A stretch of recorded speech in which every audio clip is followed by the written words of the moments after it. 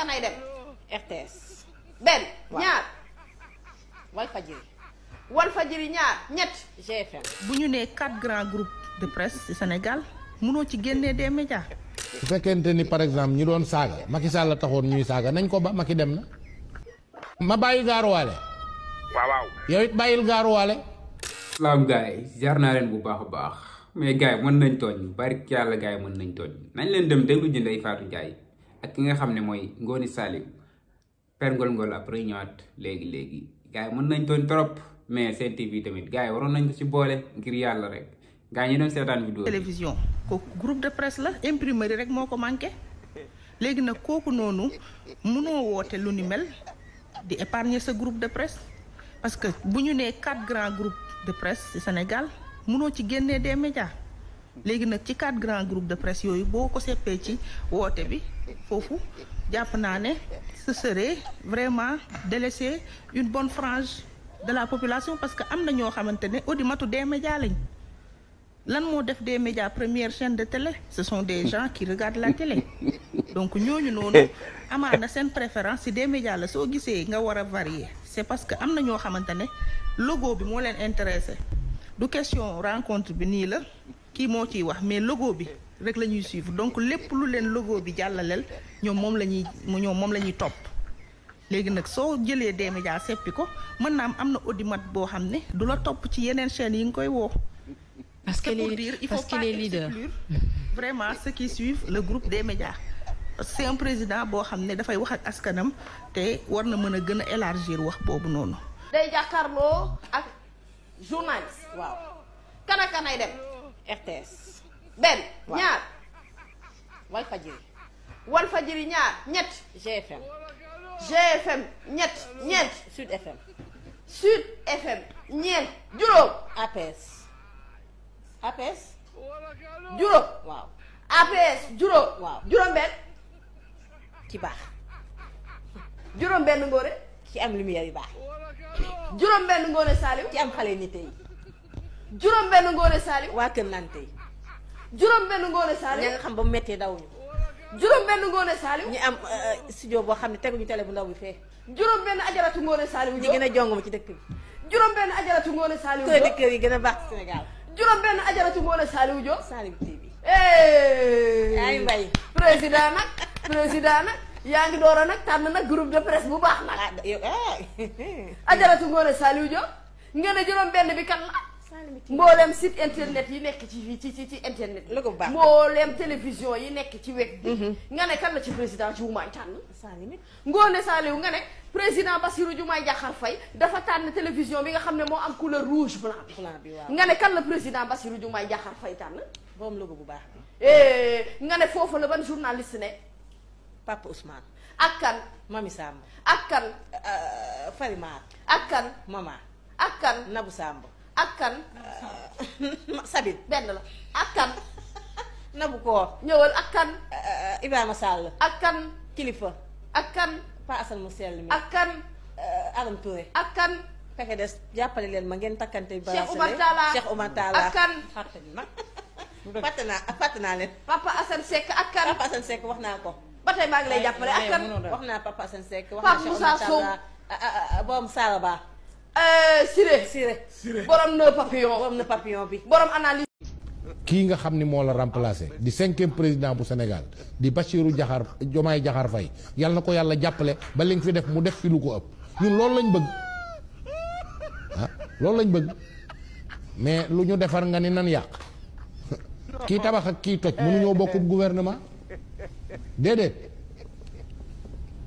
waaw bu fekkente ni par exemple ñi doon saaga Macky Sall la taxoon ñuy saaga nañ ko ba Macky dem na Macky c'est une page tournée c'est derrière nous kon nag nu jublu ci liggéey bi rek ak defaru bàyyi saaga yi bàyyi yàq yi bàyyi bañante bi bàyyi parce que nag dëgg-dëgg Sénégal yooyu man internet bi lu am solo la man dinaa ci jàng lu bari ci histoire mais lu metti la nag ngay dund ak moom ndax golo guy xasu gaynde baaxul te internet moom nii mu mel Sénégal fii rek la boo demee ci yeneen réew yi ñu ngi koy jëfandikoo bu baax di ca wut xam-xam ca jàng fi ne boo tappee rek ni Sénégal képp boo ko tappee ci internet bi mu génneel la mbóot yu bari ci Sénégal yoo xamul woon nga jàpp ci di tappe naan diw nangam ak diw dañ koo weyoleek diw daa weyoleek diw day njaaloog loolu mooy lan allo waaw. salaamaaleykum. aleykum salaam. sëriñ bi noo tudd ak foo nii woowee. man la Diop xaar. Diop. Dakar. Diop bisimilah. père baal gaaruwaale yi. ah. ma ne baal gaaruwaale yi. ma bàyyi gaaruwaale. waaw. yow it bàyyil gaaruwaale. yow moomu yaa war a bàyyi gaaruwaale. yow da ngay politique demal nga gaaruwaale ji sa koñ te ba ma man li may wax nii mënoo ci dara mënoo koo dindi lu baax laay wax luy defar réew mi laay wax nga naan gaaruwaale man jikkoy jigéen jooju yoruma ko daal xamu leen ma quoi. jaajëf gaay ginnaaw bi ngeen seetaanee vidéo bu pare maa leen di sant bu baax a baax di leen gërëm di leen ñaan nag ngeen di abonné di like vidéo bi di partager comme d'hab yéen a ma gën a xam tey nag vidéo Ndeye Fatou Ndiaye lañ leen indil même Kader wax na si mais Ndeye Fatou Ndiaye lañ leen indil tey li nga xam ne loolu la wax ak kaaño bu métti bi nga xam ne Ngoni Saliou moo koy kaañoo waa kër dof yi xaw ma seen TV am ak Père Ngol dégg ngeen li nga xam ne loolu la wax tamit Ndeye Fatou Ndiaye day kaas li tax seen TV bokkul ci journaliste yi nga xam ne président de la république Bassirou Diomaye Faye invité na leen foofu noonu ci pale ba xam ngeen ne Bassirou Diomaye Faye dafa war a jàkkaarloog presse bi la xaw ma suba la xaw ma ginnaaw quoi dafa war a jàkkaarloog presse bi gars yi lim nañ nag télé yi nga xam ne war nañ ko couvrir en direct mais gis nañ ne Sen TV bokku ci. Kader nag nee na Kader dafa dof Kader nee na gars yi déclaré nañ guerre waa Sen TV su Kader ak kanamam bu ñàng boobu noonu.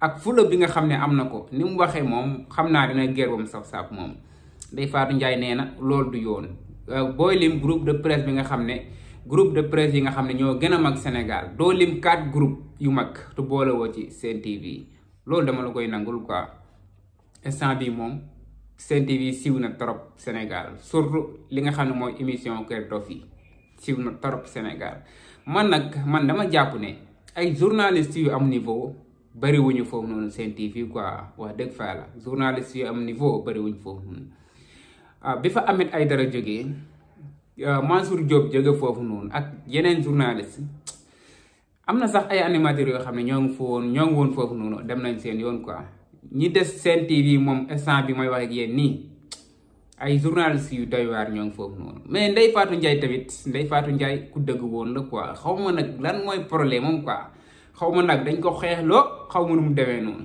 mais instant moom yoon muy jël nii moom wax dëgg fa la baaxul yow Ndeye Fatou Ndiaye yow journaliste nga quoi man maa ngi lay ñaan rek bul topp ay animateur bul topp ay chroniqueur yow journaliste nga jàng nga sa métier yaa ngi woon ci yeneeni média ba egsi foofu noonu ci des média ngir yàlla gars yi bu ñu tax yow nga bàyyi sa njàng bàyyi sa xam-xam ñëw fekk si leen ci li nga xam ne ñoom loolu la ñuy def quoi te yoon boobu nag yaa